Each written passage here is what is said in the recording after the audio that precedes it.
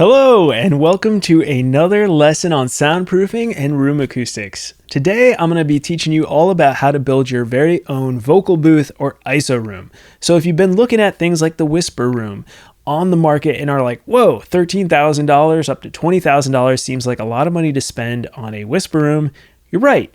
And can you do it yourself for less?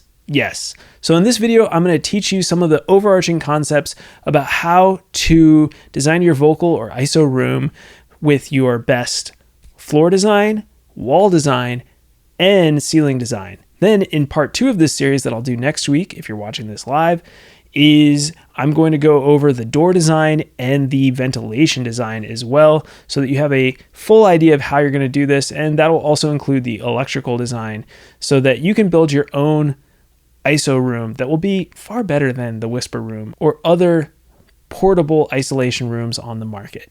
All right, before we jump in, I do have a free resource for you. This is my free soundproofing workshop. If you're going down the road of building a vocal room or a vocal booth, definitely check out this workshop because it'll go even more in depth than what I'm teaching you here. You can watch that right away at soundproofyourstudio.com/workshop. That's soundproofyourstudio.com/workshop. All right, let's jump into this lesson on how to build a vocal room. So first, let's talk about the floor.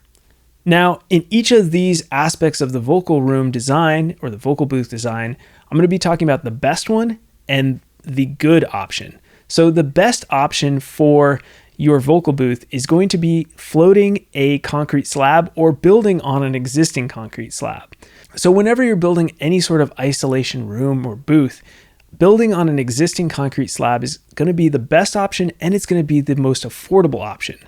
So if you're building in a basement or a garage or a new slab in your backyard, that is where I recommend starting. However, not all of us have that luxury, and so if you're building on an existing second floor or first floor where you don't have a concrete slab, the best thing you can do is float a concrete slab. So the way you're going to float your concrete slab is you're going to start with 4 inches of 4 pounds per cubic foot of mineral wool.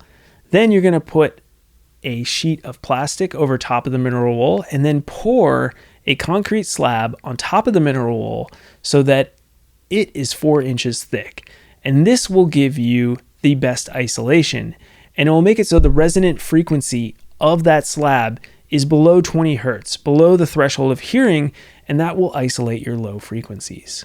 Now, what is the good option if you're unable to float a concrete slab? Because one of the main problems with this is that it weighs so much that it could actually break your floor system.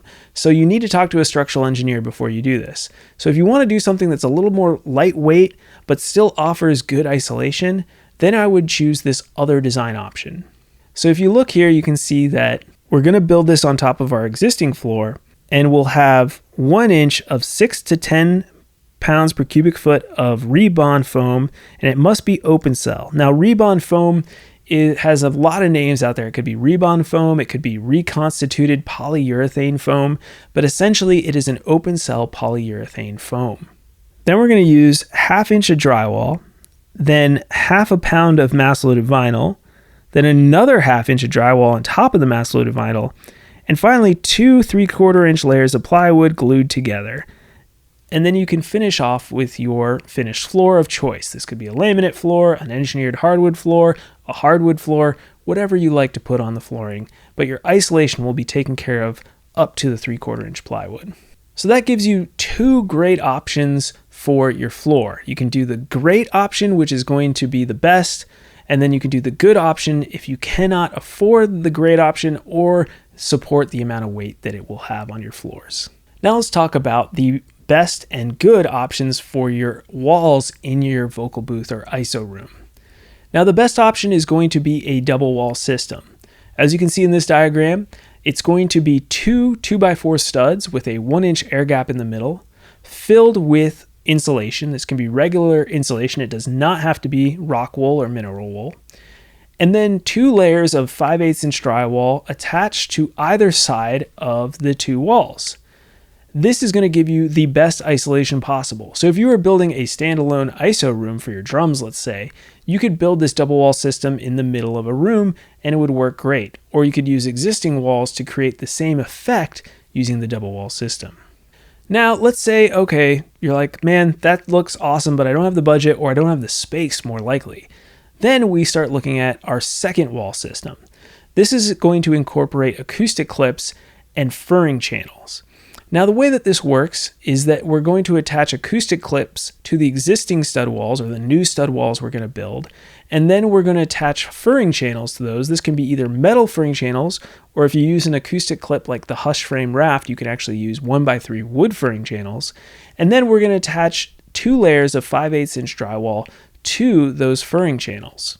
This system does a great job of decoupling from our existing walls, so making sure sound doesn't easily transfer into the drywall, and then the 2 layers of drywall acts as a mass barrier to reduce the amount of sound that can travel through our wall.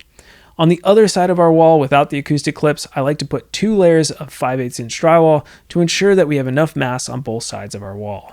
Now, this system is not as good as the double wall system, but it will still do a great job of isolating when you don't have enough space for the double wall system. Lastly, let's talk about the ceiling for your vocal room. Now, the ceiling, the best option for your ceiling is going to be an isolated, independently isolated ceiling is what I like to call it. Now, this is where you have the double wall system for your walls, and then you build a new ceiling off of the inside wall. You can see in this diagram what I'm talking about. This is where you frame new ceiling joists off the inside wall, and then you have the existing ceiling joists or new ceiling joists, if you're building from scratch, on the exterior wall. And ideally you have at least a minimum of a 1-inch air gap from your walls and from the 2 ceilings on top of each other. So a 1-inch air gap all the way around, and then the same thing applies. It's basically taking our double wall system, turning it on its side, and that becomes our ceiling. Notice you want 2 layers of drywall on top of the exterior ceiling, 2 layers of drywall on the bottom of the interior ceiling. And then everything's sealed up airtight with acoustic sealant around all the perimeters. Now, if you don't have the space, meaning the ceiling height, to do a double independent ceiling, which many people don't have that luxury, the next best option is to take the same hat channel or furring channel and clip system we did on our walls and now do that on the ceiling. This way you can decouple your drywall from your ceiling structure without losing all the space of having to build an independently framed ceiling.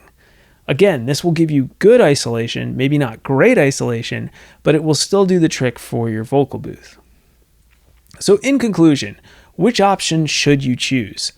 I'm going to make it pretty clear for you. If you're playing loud bass guitar, drums, or doing full band rehearsals, I would try to use the great option for each one of my systems, my floor, my wall, and my ceiling. Now, if you're just going to be singing and doing vocals or acoustic guitar or even electric guitar at slightly lower volumes, then using the good option for each one of these will be probably fine in that situation. So I hope this helps you decide on the best floor, ceiling, and wall design for your vocal booth. And next week, we're going to be talking about how to design the best door and the best electrical setup and the best ventilation setup so you can have fresh air in this tiny little room. Trust me, you're going to want some fresh air in there. All right. If you are on this journey, definitely check out my soundproofing workshop. That is at soundproofyourstudio.com. It'll go way more in depth than I do in any of my individual videos and help you on this track of isolating a vocal booth. I will talk to you next week, where we'll learn more about acoustics and finishing off this vocal room build. All right, I'll see y'all later.